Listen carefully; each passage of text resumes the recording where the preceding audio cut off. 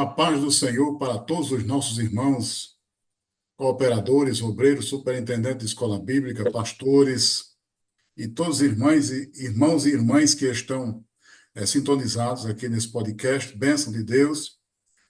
Hoje estaremos estudando a lição número 7. A temática é um dragão. Então, queremos agradecer a Deus mais uma vez. Eu, Evangelista Souza, aqui da cidade de Currais Novos, e está conosco ali, ó, e comigo aqui, ó, no compartilhamento e na bênção do Senhor, o pastor Túlio, mas suas saudações iniciais.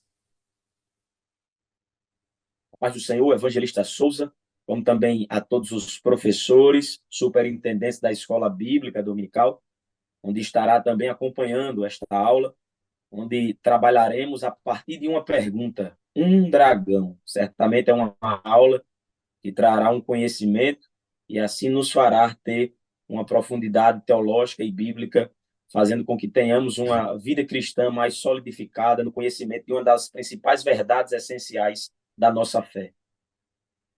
Amém. Temática da nossa lição: um dragão? Apocalipse capítulo 12, verso 3 diz assim: E viu-se outro sinal no céu, e eis que era um grande dragão vermelho, que tinha 7 cabeças e 10 chifres, e sobre as cabeças 7 diademas. Interessante aqui porque nós temos aqui logo no início alguns objetivos. É um objetivo tríplice, mas antes disso vamos para a leitura bíblica em classe, que eu vou ler aqui apenas alguns versículos. Apocalipse capítulo 12, versos 1 ao 9, eu vou ler apenas alguns versículos. Vou começar com o versículo 1 e 2, que diz assim: Viu-se um grande sinal do céu, uma mulher vestida do sol, tendo a lua debaixo dos pés e uma coroa de 12 estrelas sobre a cabeça. E estava grávida e com dores de parto, e gritava com ânsias de dar à luz. Versículo 9 diz assim: Foi precipitado o grande dragão, a antiga serpente, chamada o Diabo e Satanás, e engana todo mundo. Ele foi precipitado na terra, e os seus anjos foram lançados com ele. Então, esta lição é importante que os professores e as professoras que estiverem ministrando na classe juvenis expliquem exatamente o significado desse grande sinal, representado pela mulher grávida, e também o dragão. Esclareça também a simbologia do grande dragão e do seu poder, mostrando o significado acerca do dragão e o seu poderio. E mostrar também quem são os parceiros de Satanás e o seu propósito. Então, é bem interessante aqui, porque logo na introdução, nós temos aqui a apresentação desta visão, onde começaremos aqui falando um pouco sobre a simbologia da mulher grávida. Então, estamos aqui diante do capítulo 12 do livro do Apocalipse. Lógico que o Apocalipse é um livro cuja mensagem é simbólica, ela não representa, pelo menos a maioria da sua mensagem profética, as coisas de forma literal, mas ela usa coisas literais para demonstrar a mensagem profética, para revelar aquilo que Deus quer nos ensinar. E aqui nós temos a simbologia da mulher grávida, quando o apóstolo João ele viu um grande sinal no céu, e esta palavra sinal ela possui exatamente alguns significados, como, por exemplo, algo maravilhoso, extraordinário. É isso que revela o livro do Apocalipse. E o capítulo 12 ele abre exatamente falando sobre essa visão espantosa de uma mulher grávida que estava vestida do sol, isto é, resplandecendo, né, como a luz do sol, os seus pés sobre a lua, quer dizer, naquele momento o estrado desta mulher era a lua, e usando uma coroa com 12 estrelas. Veja que visão interessante. No detalhe desse sinal que João vê, ela está exatamente prestes a conceber, a dar à luz, que é o versículo 2. Então, a gente tem que ficar atento para nós aprendermos exatamente nesta visão, nesta revelação que João teve acerca desta mulher. Na realidade, quem essa mulher representa? Claro que existem muitas teorias, muitas interpretações acerca desta mulher, mas nós devemos entender que a mulher está exatamente em trabalho de parto. Entendemos e interpretamos, e é um princípio que está dentro do estudo teológico, tanto aqueles que expõem as doutrinas da igreja, a maioria dos teólogos fiéis, sinceros a Deus, devotos, entende que essa mulher representa a nação de Israel. Porque no Antigo Testamento, essa nação de Israel era exatamente comparada a uma mulher grávida, que está prestes a dar à luz. Isso está em Isaías, no capítulo 26, verso 17, e também em Miqueias, capítulo 4, verso 10. Então, entendemos, de acordo com os textos bíblicos, que Israel é representado exatamente por uma mulher que no único parto deu à luz a muitos filhos e filhas. Isso em Isaías 66, verso 8. Mas aqui nós temos uma visão bem extraordinária, como disse o profeta, né? Quem jamais ouviu tal coisa, né? Quem viu coisa semelhante? Então, a história milenar do povo judeu é uma coisa extraordinária, né?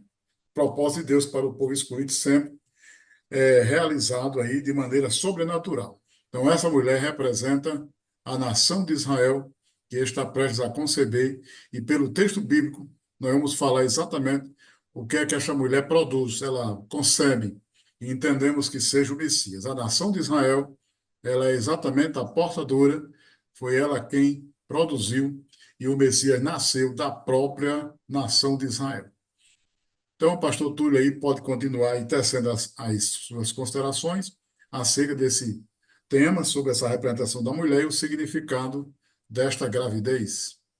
Um dos pontos essenciais que os professores eles devem preservar é a respeito dessa conexão do Antigo Testamento para com o Novo Testamento, mostrando assim o cumprimento de algumas profecias que foram assim efetuadas lá no Antigo Testamento por alguns profetas. Então, o significado desta gravidez significa que Israel foi eleito e separado pelo Senhor como reino sacerdotal, a fim de mostrar sua glória e salvação aos demais povos da terra.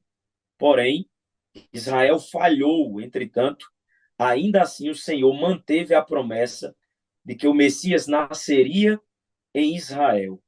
Portanto, esta gravidez significa que no tempo propício, Deus enviou seu filho, e isso se cumpriu, conforme está escrito em Gálatas, capítulo 4, versículo 4, quando, na plenitude dos tempos, assim, cumpriu-se essa profecia na primeira vinda do Messias, onde Jesus veio ali e cumpriu a primeira parte dessa missão, efetuando e dando a oportunidade a todos os homens de ser salvos.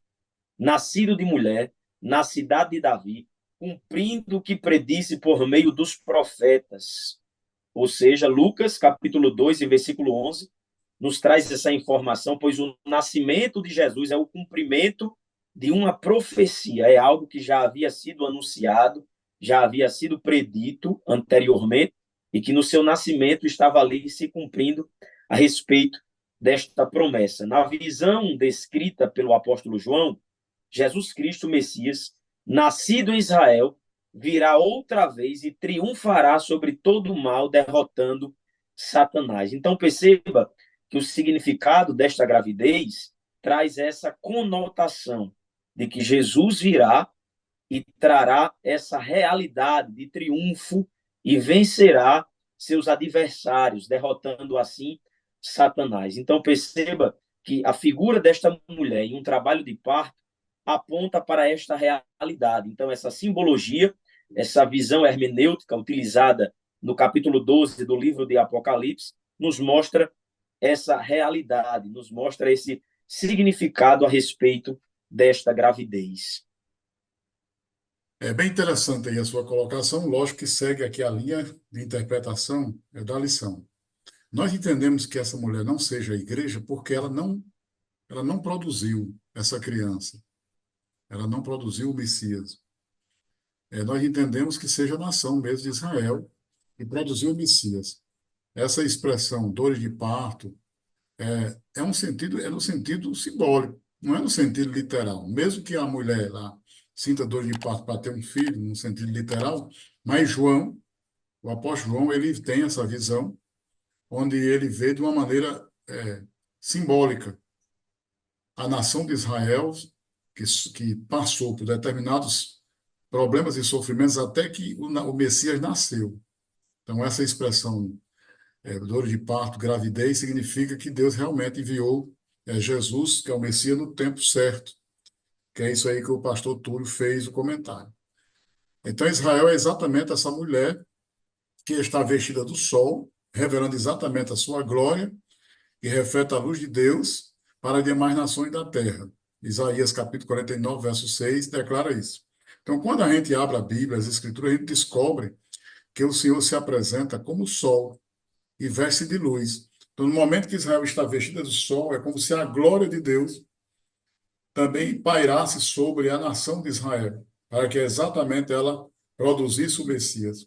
Então, essa luz do Senhor é, portanto, o resultado de um viver diário em íntima comunhão com Ele. Então, pode ver que nessa revelação aí mostra que Deus tem promessas para com a nação de Israel, em que Ele revelará exatamente a sua glória e o seu esplendor. Do capítulo 12, podemos dizer podemos ver a história de Israel antes do Messias, quando ela produz o Messias, e depois o fato de que a gente vê um conflito grande entre o dragão perseguindo esta mulher. Mas aí a gente vai falar daqui a pouco. Então, através dessa busca constante para a santificação do Espírito Santo, do Espírito Santo, é importante que os professores ministrem para os alunos da sua classe e mostrando aí sobre o caráter de Cristo e seus atributos, onde o Senhor ele é galardoador daqueles que o buscam, e por isso, aqueles que buscam refletem, sim, a glória de Deus e tornam-se assim uma luz, assim como Jesus Cristo é a nossa luz. Lógico que nós nunca seremos e nós nunca teremos a luz de Jesus na sua plenitude, mas a gente tem que refletir a bênção daquele que nos coroou. Essa lua aí, onde João narra que viu a mulher, e veja que ela apoia os seus pés sobre a lua. Ela é como se fosse um ponto de apoio, um estrado. Assim como a lua, né? Ela brilha nas noites mais escuras. Então, Israel, ela exatamente deveria brilhar para confirmar exatamente a sua aliança. Então, a maioria dos teólogos cristãos vê nessa lua aí o símbolo da aliança em que Israel ela se apoia, em que ela tem a sua base. Então, durante toda a sua vida e também como ela vai agir durante a grande tribulação. Esse simbolismo também nos faz lembrar, conforme a lição nos ensina, aquele sonho de José, o simbolismo. Quando ele diz que num sonho ele sonhou que o sol, a lua e 11 estrelas se inclinavam a mim. Veja que lá em Gênesis 37, 9, na interpretação, a gente vê a presença de sol, a presença de lua e a presença de estrelas, relacionada aí à glória da nação de Israel e o triunfo, né, na pessoa de José. Então aí seria o que? O triunfo da nação, onde a coroa, com 12 estrelas, representando exatamente as 12 tribos de Israel, as tribos de Israel, né, como a sua vitória no tempo do fim. Então nós temos aí esse simbolismo dessa mulher que ela dá à luz a uma criança. E essa criança, ela, ao nascer, o dragão procura destruir, mas ela é arrebatada, essa criança, para Deus e o seu trono. Então veja que aqui nós temos uma lacuna, que a mensagem profética, no capítulo 12, não fala o que aconteceu do nascimento até o arrebatamento. Nós entendemos aí que essa criança, ela representa o Messias, Jesus, que nasceu até quando ele foi arrebatado para o trono, de volta para Deus. Então, entre o nascimento e a ascensão de Cristo. Então, aqui, o capítulo 12 não está tratando da história do próprio Messias, do seu nascimento ao seu arrebatamento com detalhes. Apenas ele mostra o seu nascimento e mostra o seu retorno para o trono. Porque até porque a história de Jesus a gente vê nos outros livros do Novo Testamento. Porque a mensagem aqui da revelação de João é mostrar que essa mulher ela vai sofrer uma grande perseguição do grande dragão. E esse dragão representa o quê? Na realidade, o dragão aqui ele é um simbolismo que o dragão ele é um símbolo de uma lenda. Ele é uma lenda. Um dragão não existe. Mas aí não é o fato desse dragão não existir que o texto não nos dê uma luz sobre o significado. Que alguém pode dizer, que história é essa? Quem já viu? Dragão, isso aí é lenda, isso é coisa de filme. Lógico, porque aqui o texto não está dizendo que é um dragão no sentido literal, mas o dragão conhecido pelos gregos, pela cultura dos gregos, traz exatamente um simbolismo na revelação de João, onde Deus se revela a João para nos dar exatamente um significado mais profundo acerca da existência e das astúcias de Satanás. Não é no sentido literal que exista um dragão, mas sim a figura desse dragão que vai representar exatamente as artimanhas do diabo. Então, o pastor Túlio aí falando sobre essa natureza desse grande dragão. Então, depois que nós vimos esse grande sinal representado na figura desta mulher em estado de parto, há esse simbolismo a respeito do dragão. E quem é esse dragão? Como o evangelista Souza já tratou, ele é aqui apresentado como o diabo, a antiga serpente, também é conhecido como Satanás, Apocalipse 12 e versículo de número 9. Ele é o grande adversário e acusador de Israel e da igreja de Cristo. Então, isso é uma realidade de que nós devemos saber que Satanás existe, não é um personagem fictício, e Jesus afirmou essa existência desde ao dizer que em Lucas 10:18, que ele viu Satanás como um raio cair do céu. Então, essa afirmação fundamenta essa realidade de que não é um personagem fictício, porque haja vista que algumas pessoas ainda norteiam em sua mentalidade uma dúvida com relação à existência do diabo, e ele existe, ele é real e ele age com essas qualidades. Então, a sua natureza, ela é composta, ela é descrita em Apocalipse como um ser pessoal que no princípio foi levado por sua altivez, ambicionou ser semelhante ao Altíssimo. Então perceba a sua altivez, a sua ambição de ser como Deus. E há um detalhe aqui interessante, é que ele é um anjo caído que possui intelecto, emoções, vontades e ciência do julgamento de Deus a seu respeito. Ele sabe que o seu fim, de forma definitiva, se aproxima. Então, o próprio texto do livro do Apocalipse já nos traz e nos mostra essa natureza, essa realidade de intelecto, de emoções, mostrando que ele é um ser pessoal.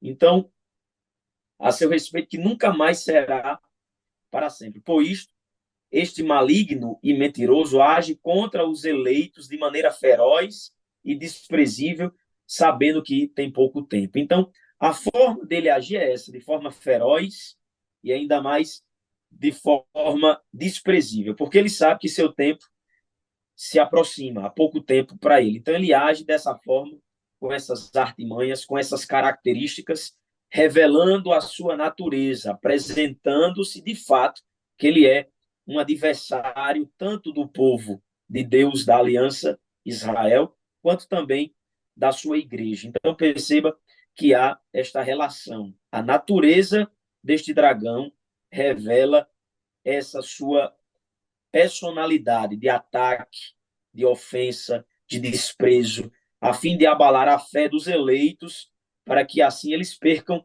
no fim de tudo, a sua salvação. Mas nós, ao identificarmos essa sua natureza, logo nós devemos ficar vigilantes, mantermos firmes na fé, para que isso não nos venha pegar e abalar a nossa fé. Então, a Bíblia já nos traz essa revelação como uma forma de alerta para nós crentes salvos em Cristo, para nos mantermos assim de pé em Cristo Jesus. Evangelista Verdade. Souza. É visto como um dragão vermelho, né? A expressão lá, apocalíptica, onde Satanás, ele é chamado de homicida. Jesus fala, né? Desde o princípio ele intenta a morte física e espiritual do ser humano. Jesus falando com os judeus lá, ele mencionou isso, lá em João capítulo 8, verso 44. E é interessante que essa cor avermelhada aí, nesse contexto, representa exatamente o pecado, a violência, bem como o sangue das vidas que foram destruídas por ele. Então é importante que o professor, a professora, explique isso para os seus alunos sobre este simbolismo. Até porque aqui nós temos essa presença do dragão como aquele que é o inimigo de Deus. É chamado de diabo, Satanás, e que engana, que tenta. Ele realmente é o adversário e acusador de Israel e da igreja. Ele exerce uma espécie de poder, onde essa visão do dragão, que é rica em detalhes, e veja que João o vê com 7 cabeças, possui 7 cabeças, 10 chifres e 10 coroas, chamado de diademas, né? Então veja que esse ser, ele não tem semelhança com nenhum animal da natureza, nem mesmo com o dragão lendário, né? O dragão lendário, o dragão dos filmes, porque ele possui aqui 7 cabeças, 10 chifres e 10 coroas, ou 10 sobre a sua cabeça. Então, realmente é dessa forma, né? Então, a gente tem que entender que essa expressão aí é para exatamente mostrar que Satanás, ele não possui um corpo físico, porém a sua aparência espiritual que Deus revela no livro do Apocalipse é que ele simboliza isso aí, a sua natureza e o poder desse ser, apesar aí dele, né, estar associado à aparência assustadora de um dragão. Então é importante que o professor mostre lá aos seus alunos para eles entenderem, né, que essa expressão aí é no sentido dos ardis de Satanás, como ele engana, que ele se disfarça, se disfarça, até mesmo de anjo de luz. Então, é importante compreender que o nosso adversário, quem é exatamente o nosso adversário. E, ao mesmo tempo, compreender que Deus está conosco para vencermos o nosso adversário, que é Satanás. É Ele quem nos ajuda a vencer as batalhas contra ele e seus agentes. Efésios 6:12, Paulo diz: no demais, irmãos, meus fortalecei-vos no Senhor e na força do seu poder, tomando sobretudo a armadura de Deus. Então, veja que para nós vencermos as astutas ciladas do inimigo, a gente tem que estar com a armadura de Deus, no sentido singular, é a armadura, mas claro que envolve várias ferramentas onde nos ajudará a vencer as batalhas contra ele e os seus agentes. Aí aqui nós temos uma definição, que eu vou começar aqui, aí o pastor Túlio pode continuar aí falando sobre o significado. Vou falar sobre as 7 cabeças, depois o pastor Túlio aí falando sobre os 10 chifres. 7 cabeças, o significado número 7, dá a ideia de completude. Embora que na versão popular, diz que o 7 é o número da mentira, do mentiroso. Mas nós entendemos, no sentido teológico, que 7 na Bíblia representa a plenitude. Então, essas 7 cabeças revelam que Satanás usa todo o seu intelecto por completo. Ele é inteligente, ardiloso, ele é habilidoso para lidar com a natureza humana e sempre ele tem o objetivo de destruir a natureza humana. Então, é bem interessante isso. Nós vamos aqui falar sobre essas 7 cabeças, que num estudo mais profundo do Apocalipse, que está ele representado também naqueles 7 reinos. Mas a gente está falando aqui apenas sobre a sua natureza e como é que Satanás se apresenta. Então, o pastor Tulei falando sobre os 10 chifres. Então, os detalhes deste ser, de forma simbólica, 7 cabeças, segundo 10 chifres, pois os chifres, eles simbolizam a sua força e poder espiritual que não devem ser subestimados. Então é interessante isso aqui, porque algumas pessoas desfazem a respeito do diabo, há até mesmo alguns que utilizam que vai pisar na cabeça e utilizam isso como um ar de brincadeira, como que fosse um ser desprovido de poder. Mas perceba que na Pastor Túlio, descrição do Apocalipse, uma parte aí. Em nenhuma parte da Bíblia diz que a gente vai pisar a cabeça de Satanás. Diz perfeito. assim: e o Deus da paz esmagará Satanás debaixo de vossos pés. Aí está escrito. Quem vai esmagar é o Deus da paz. É o Deus quem vai fazer isso. Deus é quem vai esmagar Satanás debaixo de vossos pés. Pode continuar aí. Então, essas aberrações que às vezes aparecem no nosso meio, desconfigurando e a fim de levar uma espiritualidade tão alta de alguns, querendo até mesmo se apresentar dessa forma, Mas quando nós olhamos para esse ser biblicamente, apresenta ele desta forma, ele com esses 10 chifres que representam sua força e poder espiritual e que não deve ser subestimado. Judas, versículo 9, ele veio para aprisionar e destruir o ser humano. Você se lembra da história de Jó? Então essa é uma pergunta que o próprio autor da lição, ele faz na descrição. Se nós nos lembramos da história de Jó, que sob a permissão de Deus, Satanás usou de seu poder para tocar na família, bens materiais e até na saúde desse servo de Deus. Contudo, não tenha medo, pois servimos a Jesus Cristo, que é o Todo-Poderoso e nosso advogado junto ao Pai. Então perceba que, através da permissão dada, ele atuou na vida de Jó, tocando em sua família, na sua saúde, nos seus bens, mas ao fim de tudo, isso mostra que Deus está no controle da nossa vida, Ele é o Todo-Poderoso, é Ele quem nos sustenta. Então, há essas duas lições importantes aqui a respeito desses 10 chifres. Nós não devemos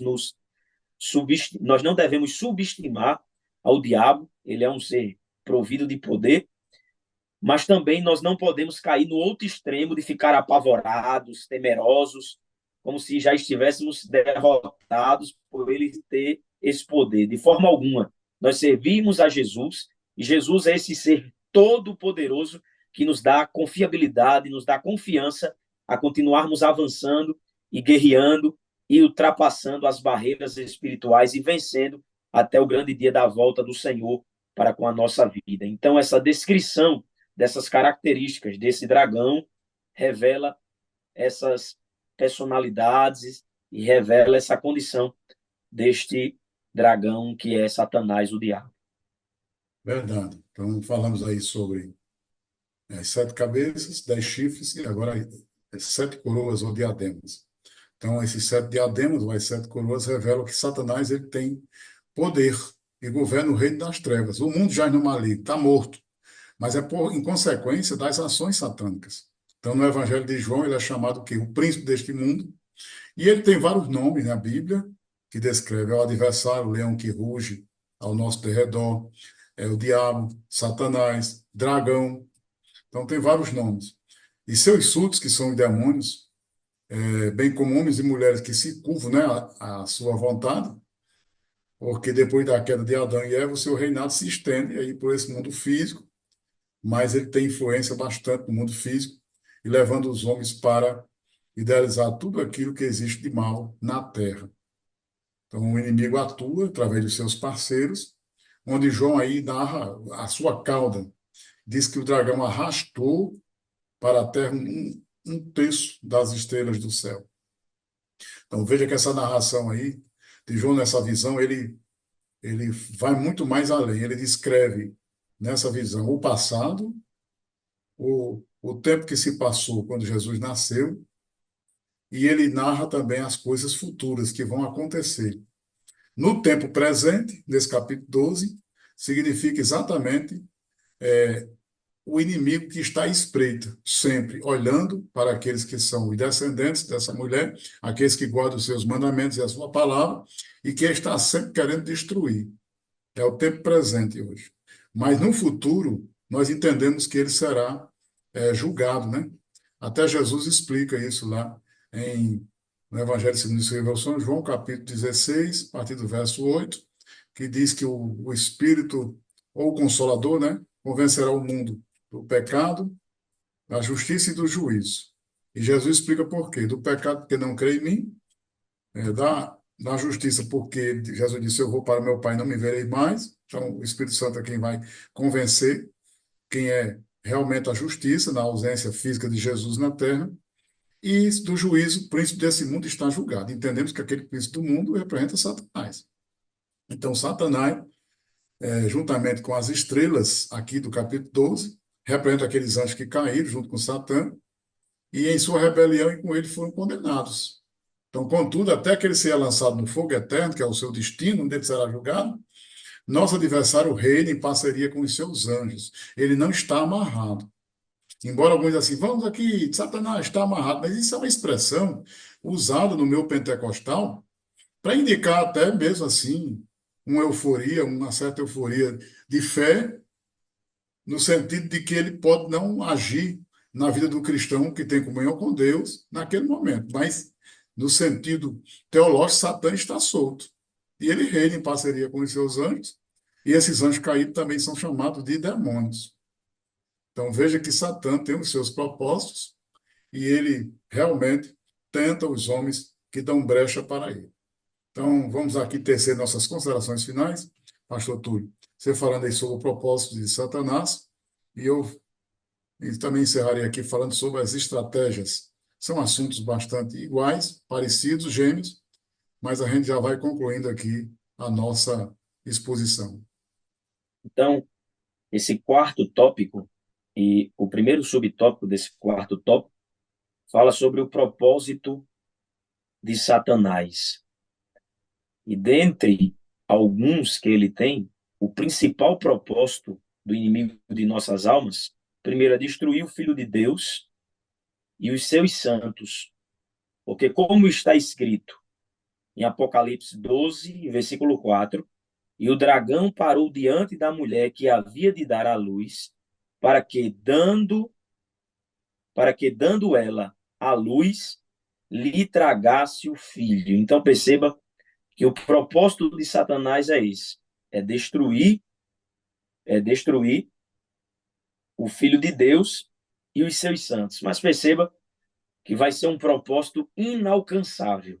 Isso ele não vai ter possibilidade nenhuma. A Bíblia já nos mostra e nos revela a respeito do fim, de como isso vai acontecer e vai lhe dar, dando assim a vitória completamente, tanto a nós, a igreja, o povo de Deus, e nós seremos triunfantes diante dessa realidade. Então perceba que o propósito é esse, é acabar, é destruir. Ele sempre vai atuar com esta visão e com esta realidade. Então, que os professores eles possam sempre estarem conscientizando os seus alunos a respeito desta realidade, a fim de cada vez mais esclarecer esse ponto essencial da nossa fé. É mostrar que o diabo existe, a forma que ele atua, a sua natureza, e que o livro do Apocalipse, de forma representativa, simbólica, utilizando dessa visão hermenêutica aqui, mostra para nós tudo isso, apresentando essa realidade espiritual que é real, não é algo inexistente, é algo que existe, é algo que está atuando e é algo que no futuro, de uma maneira mais clara, há de ser revelado para todos os homens, a fim de que eles tenham essa consciência desta realidade. Então, a minha participação, já agradeço. Deus abençoe a todos os amados alunos e professores. Verdade. E o inimigo, ele usa suas estratégias, né? Onde ele usa meios exatamente para frustrar a promessa de Deus, que foi feita no Jardim do Éden. E essas estratégias aí, ele sempre tentou, através do tempo, destruir a nação de Israel, impedindo o nascimento de Jesus. Então, nós temos isso em vários textos da Bíblia. É importante que os professores explorem esse assunto. E assim foram assassinados milhares de crianças a mando de Herodes, com a intenção de matar Jesus. Lógico que tudo isso havia o intento do inimigo. Então é importante que a gente entenda que Satã ele não cessa de vagar pela terra, promovendo o mal, e quando lemos as páginas do Apocalipse, nós percebemos a sua clara intenção do dragão, que é exatamente isso aí, destruir Cristo e seus eleitos. Ele declarou guerra contra os anjos de Deus no céu, contra os judeus, tentou matar Jesus, segue tentando tragar os genuínos cristãos, mas apesar disso, vamos entender que o poder dele é limitado. Ele já está julgado e condenado, logo cairá eternamente perante o poder de Cristo. Amém. Que Deus nos abençoe e que a gente possa entender que os professores repassem essa bela lição para os seus alunos. É bem interessante isso aí. Que Deus abençoe a todos nós.